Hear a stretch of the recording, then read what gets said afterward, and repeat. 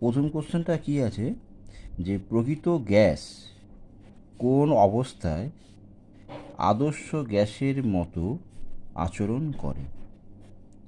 তাহলে এইটার উত্তর হবে এই প্রকৃত গ্যাস যখন পিভি সমান সমান এন আর টি সমীকরণ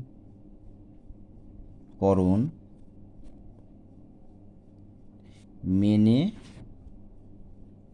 চলে।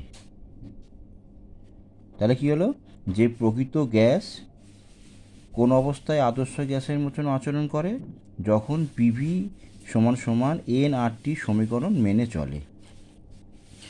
2 নম্বর প্রশ্ন, একটি গ্যাসকে কখন তরলীকৃত করা হয়। তাহলে একটি গ্যাস যখন সংকট তাপমাত্রায়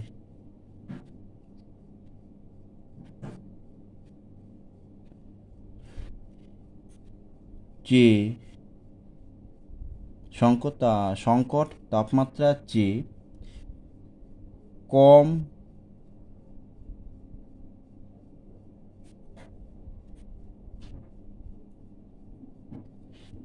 তাপমাত্রায়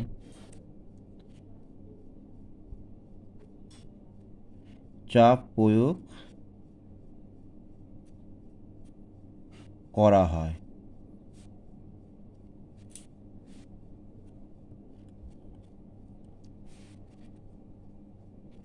তিন নম্বর প্রশ্ন, একটি উত্তম তাপ অপরিবাহী ফ্লাস্কে থাকা বরফ ইহা কোন ধরনের সিস্টেম।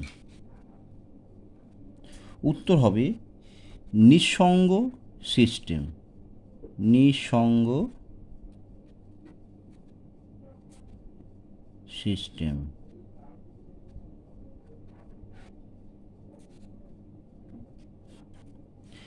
4 নম্বর প্রশ্ন, জলের সর্বনিম্ন এলোমেলো অবস্থা কি।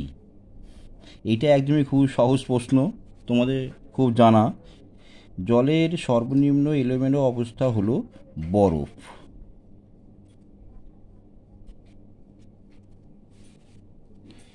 5 নম্বর, জলের অস্থায়ী ক্ষারতা কিভাবে দূর করা হয়। উত্তর স্ফুটনের মাধ্যমে। মানে জলকে ফোটালে তার জলেই অস্থায়ী ক্ষারতা দূর করা যায়। 6 নম্বর প্রশ্ন, কোনো রাসায়নিক বিক্রিয়াটিতে যদি বিক্রিয়াকারী পদার্থের ঘনত্ব বৃদ্ধি করা হয় তবে সাম্য ধ্রুবকের মান কীভাবে পরিবর্তিত হবে। তো এই কোশ্চেনটার উত্তর হবে, তোমরা মনে রাখবে যে সাম্য ধ্রুবকের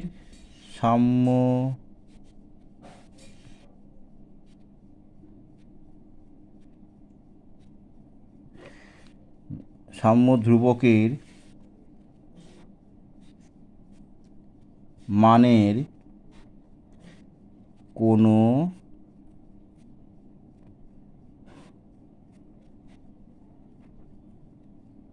পরিবর্তন হবে না।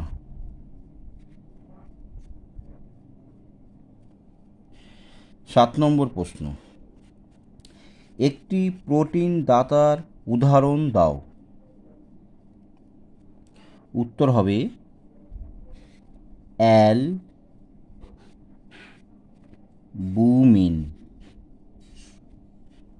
তাহলে একটি প্রোটিন দাতার উদাহরণ হলো অ্যালবুমিন।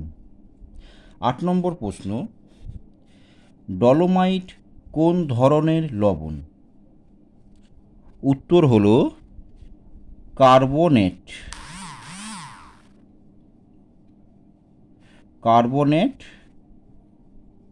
লবণ।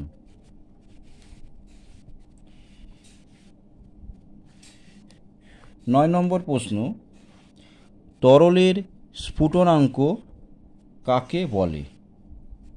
তাহলে এটা জানি যে আমরা যে তরলের স্ফুটনাঙ্ক বলতে কি বোঝায়, যে যে তাপমাত্রায় তরল বাষ্পে রূপান্তরিত হয়।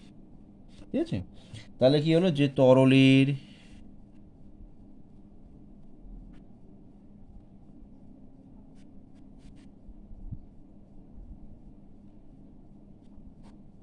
স্ফুটনাঙ্ক বলতে সেই তাপমাত্রা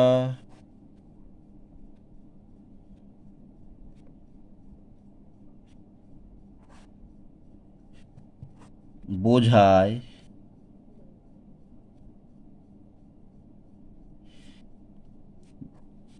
যেখানে তরল বাষ্পে রূপান্তরিত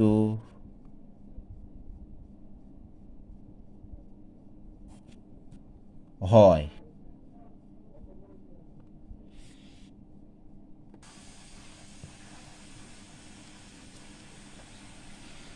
10 নম্বর প্রশ্ন, বিশুদ্ধ জল তড়িতের অপরিবাহী কেন?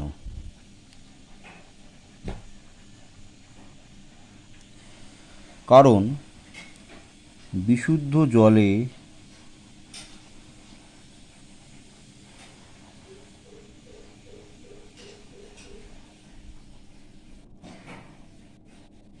কোনো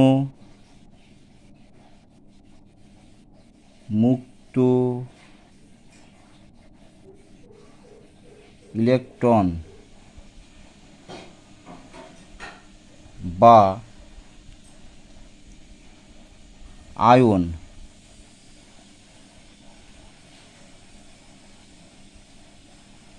থাকে না। পরের প্রশ্ন, বদ্ধ সিস্টেম ও নিঃসঙ্গ সিস্টেমের প্রধান পার্থক্য কী? এই বদ্ধ সিস্টেম ও নিঃসঙ্গ সিস্টেমের প্রধান পার্থক্য হলো যে এদের শক্তি ও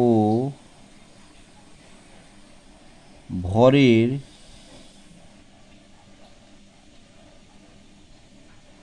আদান প্রদান ক্ষমতা।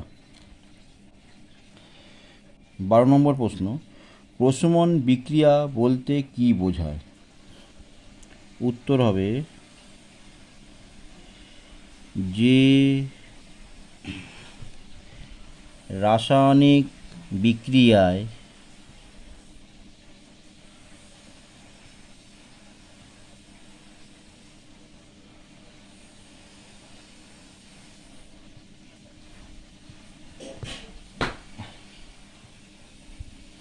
অ্যাসিড ও ক্ষার যুক্ত হয়ে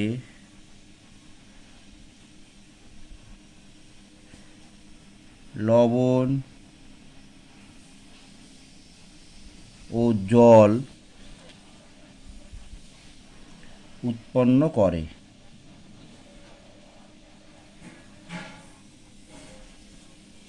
তাকে প্রশমন বিক্রিয়া বলে।